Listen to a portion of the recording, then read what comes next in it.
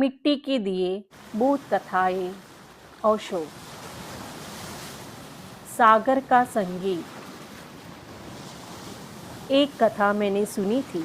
हजारों वर्ष पूर्व परमात्मा के मंदिरों का एक नगर सागर में डूब गया था। उस सागर में डूबे उन मंदिरों की घंटियां आज भी बजती रहती है। शायद पानी के धक्के उन्हें बजा देते होंगे, या यहाँ वहाँ भागती मछलियों से टकराकर वे बजती रहती हैं। जो भी हो, घंटियाँ आज भी बजती है और आज भी उनके मधुर संगीत को उस सागर के तट पर जाकर सुना जा सकता है।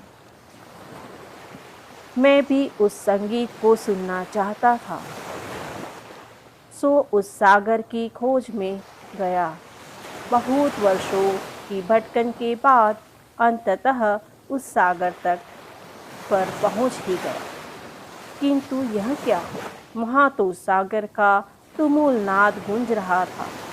लहरों के थपेड़ों चट्टानों से टकराकर उस एकांत में अनंत गुना हो प्रतिध्वनित हो रहे थे। न तो वहाँ कोई संगीत था, न किन्हीं मंदिरों की बजती कोई घंटियाँ थी। मैं तट पर कान लगाकर सुनता था, लेकिन वहाँ तो तट पर टूटती लहरों की ध्वनि के अतिरिक्त और कुछ भी न था। फिर भी मैं रुका रहा। वस्तुतः लौटने का मार्ग ही मैं भूल गया था। अब तो वह अपरिचित निर्जन सागर तट ही मेरी समाधि बनने को था। फिर धीरे धीरे सागर में डूबे मंदिरों की घंटियां सुनने का ख्याल भी मुझे भूल गया। मैं उस सागर के किनारे ही बस गया था।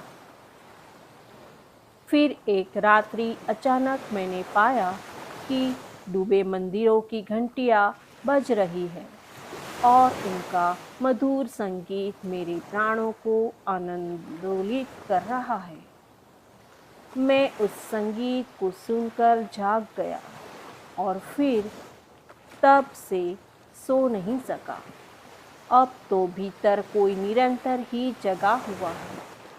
निंद्रा सदा को ही चली गई है और जीवन आलोक से भर गया है, क्योंकि जहाँ निंद्रा नहीं है वहाँ अंधकार नहीं है।